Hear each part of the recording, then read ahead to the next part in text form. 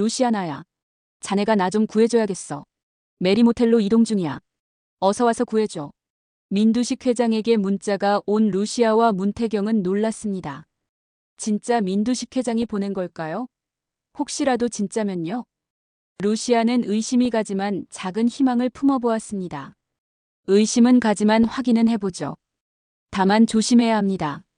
루시아와 문태경은 메리모텔 앞에 도착하였습니다. 루시아 씨, 저는 차에서 기다리고 있을게요. 혹시라도 무슨 일 있으면 도망치고 경찰에 신고하세요. 네. 아무래도 불안해요. 제발 회장님이 있었으면 좋겠어요. 그 순간 어디선가 찰칵하고 셔터 소리가 났습니다. 미리 메리 모텔에 와 있었던 김선재가 모텔 앞에 있는 루시아와 문태경의 모습을 찍었습니다. 너네 둘 한꺼번에 날려줄게. 기대해. 김선재는 옅은 웃음을 지으며 만족해하는 표정을 지었습니다. 메리 모텔 305호 앞에 도착한 루시아. 회장님, 저 루시아예요. 조심스레 문을 열어보며 말했습니다. 하지만 모든 방문을 열어봐도 아무도 없었습니다. 결국 허탕이네. 터덜터덜 모텔 밖은 나온 루시아를 보며 문태경은 말했습니다. 회장님은요? 안에 안 계시나요? 네. 아무도 없었어요. 누가 장난을 친 것 같은데. 누군지 의심은 가네요. 다음날 민강유통 내부 게시판이 아침부터 들끓고 있었는데요. 루시아 사장, 문태경 본부장 은밀한 만남이라는 제목의 글이 떠 있었기 때문입니다. 직원들은 복도마다 모여 웅성거렸습니다. 루시아가 출근하자 눈빛이 한꺼번에 몰렸습니다. 누군가는 수군거렸고 누군가는 피했지만 시선은 똑같이 날카로웠습니다. 사람들의 시선이 이상했지만 루시아는 사장실에 앉아 업무를 보기 시작했습니다. 그때 문태경은 사장실에 급하게 들어왔습니다. 민강유통 게시판에 메리모텔에서 찍힌 두 사람의 사진과 은밀한 만남이라는 글을 보여줬습니다.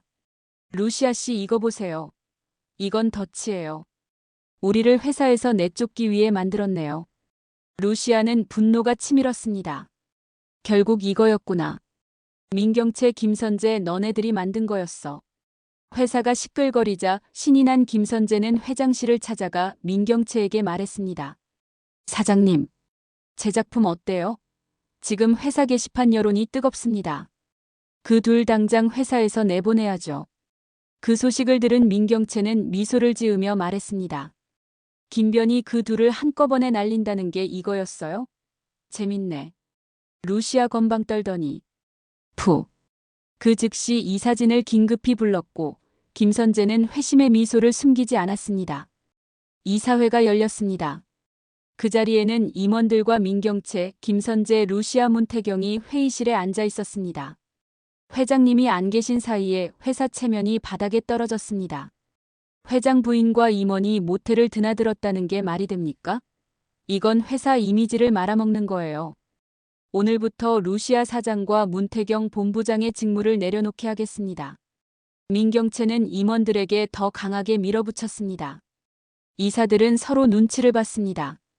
누구도 나서서 반박하지 않았고 몇몇은 고개를 반쯤 끄덕였는데요. 루시아는 억울하다며 소리쳤습니다. 회장님이 저에게 메리모텔에 갇혔다고 구해달라 문자를 하셨어요. 그래서 그 장소에 문태경 본부장과 같이 갔을 뿐이에요. 루시아의 억울함을 아무도 알아주지 않았습니다. 김선재는 비아냥거리듯 말했습니다. 회장님이 구해달라고요? 뭐 감금이라도 당했대요? 어디서 그런 말도 안 되는 소리를. 이사회 소집이 끝나고 루시아는 억울함에 눈물을 흘렸지만 문태경은 침착히 말했습니다. 우리가 너무 의심 없이 걸려들었어요. 제가 회장님 핸드폰 위치 추적을 해보겠습니다. 그날 밤 사람을 시켜 민두식 회장의 휴대폰 위치 추적을 해보는 문태경은 놀라게 됩니다. 김선재의 사무실에서 민두식 휴대폰의 위치가 켜져 있었기 때문입니다. 급히 루시아에게 전화를 거는 문태경. 루시아 씨. 회장님 휴대폰 위치 찾았습니다. 바로 김선재 사무실이었어요. 그 말을 들은 루시아는 화가 치밀어 올랐습니다. 결국 김선재 짓이군요. 정말 추악하네요. 김선재 주시해야겠어요. 네. 김선재를 쫓다 보면 민두식 회장이 어디 있는지 알 수 있을 거예요. 다음 날 루시아와 문태경은 회사 앞에 차를 대기하며 김선재를 기다리고 있었습니다. 회사를 나온 김선재 차를 몰고 급하게 나가는 모습을 발견하는데요. 그 뒤를 미행하자 외곽의 폐쇄정신병원이었습니다. 루시아는 직감적으로 말한다. 회장님이 저 안에 계신 거예요. 좀 더 기다려보죠. 김선재는 민두식 병실에 들어갔습니다. 회장님, 이제 어쩌죠? 루시아 그 여자 이제 회장님 찾을 생각도 없는가 봅니다. 민두식이 퉁명스럽게 말했습니다. 그게 무슨 소리야? 그 여자 이제 못 올 겁니다. 문태경 본부장이랑 바람났거든요. 뭐? 루시아가? 그럴 리 없어. 루시아는 날 구하러 올 거야. 우리 회장님. 아직도 뜬구름 잡으시네. 오늘 절대 어느 누구도 못 찾을 곳으로 옮길 거니깐요. 병원 앞에서 대기하던 루시아와 문태경은 놀랐습니다. 김선재가 병원을 나오면서 그 뒤로 보호사에게 양팔을 잡히며 끌려 나오는 민두식을 발견하였는데요. 민두식을 발악을 하며 소리쳤습니다. 이 새끼들아 안나. 내가 누군지 알아? 날 어디로 데려갈 셈이야? 김선재 네가 그러고도 무사할 줄 알아? 그 모습을 루시아는 휴대폰으로 찍었습니다. 증거를 잡아놔야 해요. 일단 회장님을 어디로 데려가는지 따라가 보죠. 김선재와 민두식이 탄 차량은 어디론가 향하고 있었습니다. 날은 점점 어두워지고 도로가 점점 한산해지더니 낡은 건물 앞에서 차가 멈췄습니다. 건물 간판은 색이 바랬고 출입문엔 오래된 보안 표지가 붙어 있었습니다. 김선재는 주위를 한번 둘러본 뒤 민두식과 안으로 들어갔고 30분 후 김선재는 만족스러운 얼굴로 혼자 나왔습니다. 루시아와 문태경은 그가 멀리 사라진 뒤에야 천천히 차에서 내렸습니다. 안으로 들어간 두 사람은 직원인 척하고 복도를 살폈습니다. 병원은 생각보다 넓고 오래됐습니다. 지하로 내려가는 계단이 눈에 띄었고 그 끝에는 묵직한 철문이 있었습니다. 유리창 너머 희미한 숨소리가 들렸는데요. 루시아는 망설임 없이 가까이 다가가 속삭였습니다. 회장님, 저 루시아예요. 들리세요? 잠시 후 쉰 목소리가 들렸습니다. 루시아, 나 여기 있어. 두 사람은 문을 열었고 지쳐있는 민두식이 안에 있었습니다. 이 순간 루시아의 눈이 흔들렸고 문태경의 손이 꽉 움켜쥐어졌습니다. 회장님 시간이 없습니다. 어서 나가시죠. 루시아와 문태경은 민두식을 부축하며 병원을 빠져나왔습니다. 셋은 외부로 빠져나와 조용한 별장에 모였습니다. 민두식은 손에 떨림이 있었지만 의지는 단단했습니다. 민경채와 김선재가 날 가뒀어. 그놈들 내가 가만히 안 둘 거야. 그런데 아까 김선재 이상한 말을 하더라고. 당신과 문본부장이 바람이 났다고. 그게 무슨 소리야? 루시아는 헛웃음치며 민두식 회장이라고 보낸 가짜 문자를 보여줬습니다. 이거 보세요. 회장님. 김선재가 회장님 휴대폰으로 저를 모텔로 유인했어요. 경찰을 부르려고 했지만 회사 주가 떨어진다고 집안 사람들이 신고도 못하게 하고요. 그래서 혼자서는 위험할 것 같아 문본부장이랑 같이 간 것뿐이고요. 저랑 문본부장이 회장님을 찾으려고 얼마나 애를 썼는데요. 민두식은 다행인 표정을 지으며 말했습니다. 다들 미쳤구만. 내가 없어졌는데 경찰에 신고도 못하게 해. 날 걱정해주는 건 두 사람밖에 없네. 고맙네. 그런 민두식을 향해 루시아는 눈을 피하지 않았습니다. 문태경은 민두식의 손등을 가볍게 잡고 말했습니다. 회장님, 이제부터는 우리가 움직여야 합니다. 자식이라고 아무 쓸모도 없어. 다들 서로 물어뜯기가 바빠. 민경채는 이제 내 딸도 아니야. 호적에 팔 거야. 김선재랑 둘이서 날 밀어내고 회장놀이를 했겠다. 내가 감옥에 쳐넣어 줄게. 분노에 찬 민두식은 변호사를 불러 지분과 회장직 승계를 준비했습니다. 공 실장은 민경채의 방에 들어가 이야기를 합니다. 아가씨 드릴 말씀이 있어요. 저번에 찾으셨던 백설이 그 여자 소식 아시는 거 있어요? 백설이는 왜?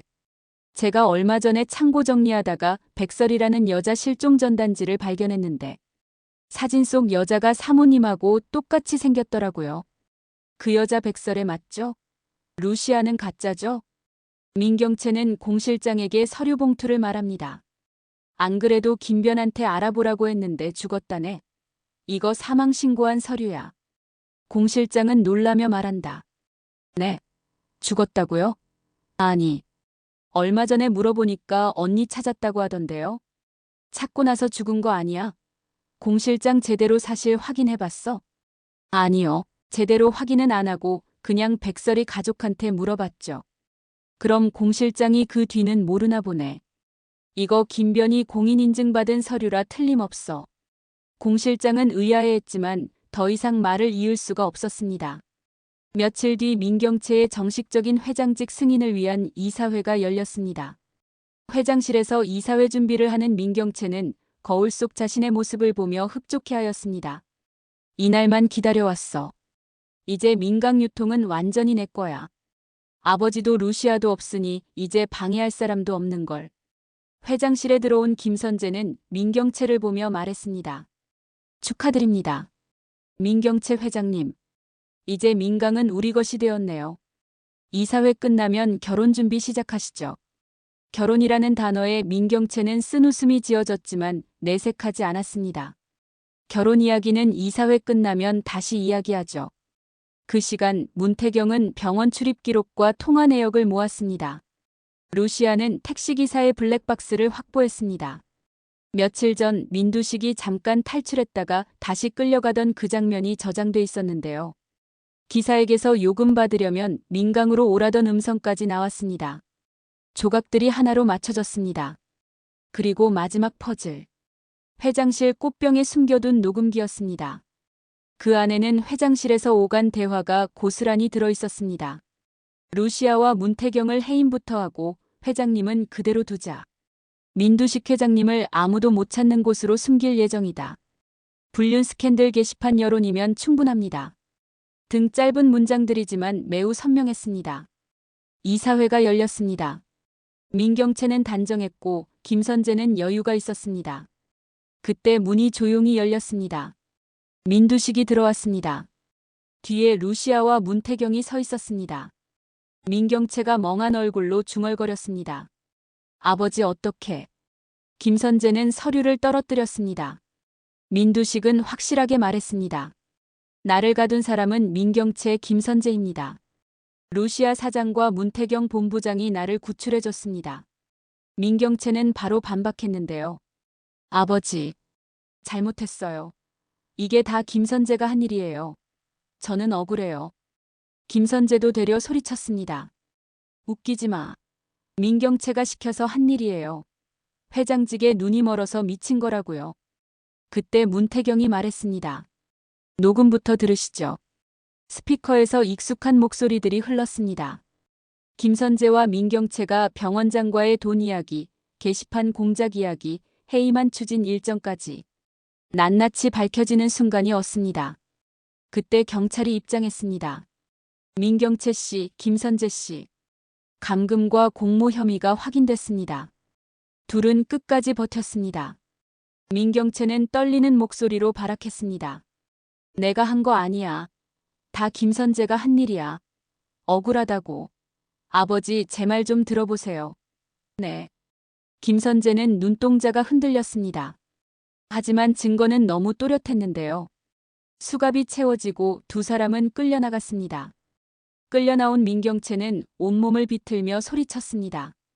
이거나. 야. 김선재 일을 이따구로 해? 제대로 하는 게 뭐야? 내가 아버지 감금시키지 말라고 했지. 경찰차 안은 욕설과 비난이 오가며 점점 아수라장이 됐습니다. 같은 배를 탔던 두 사람이 하루아침에 서로의 목을 조르고 있었던 겁니다. 경찰서에 도착하기 직전 김선재는 문이 살짝 열린 틈을 노렸습니다. 그는 악착같이 몸을 틀어 순식간에 밖으로 뛰쳐나갔습니다. 경찰이 뒤를 쫓았지만 김선재는 수갑찬 채 미친 듯이 도로로 내달렸습니다. 멈춰. 지금 멈춰. 경찰의 외침이 뒤에서 들렸지만 김선재는 듣지 않았습니다. 그 순간 맞은편에서 트럭 한 대가 달려왔습니다. 쾅! 김선재는 몇 바퀴를 굴러 피를 철철 흘리고 있었습니다. 희미하게 보이는 눈앞에 눈물이 맺히게 됩니다. 순식간에 도로 위가 정적에 휩싸였고 김선재는 그 자리에서 숨이 끊어졌습니다. 달아날 수 없었던 운명이 이렇게 막을 내린 겁니다. 한편 이사회실에는 민두식은 자리에 섰습니다. 저는 이제 회장직에서 물러나가려고 합니다. 이 시간부터 문태경 본부장을 사장직으로 명하고 민강의 회장직과 지분을 모두 루시아에게 맡기겠습니다. 이사들은 웅성거렸지만 곧 박수로 정리됐습니다. 경찰서에 남은 민경채는 그 소식을 듣고 눈이 커졌습니다. 죽었다고요? 설마 진짜? 목소리가 떨렸고 얼굴은 금세 하얗게 질렸습니다. 유치장 안에 앉은 민경채는 억울하다는 말을 반복했습니다.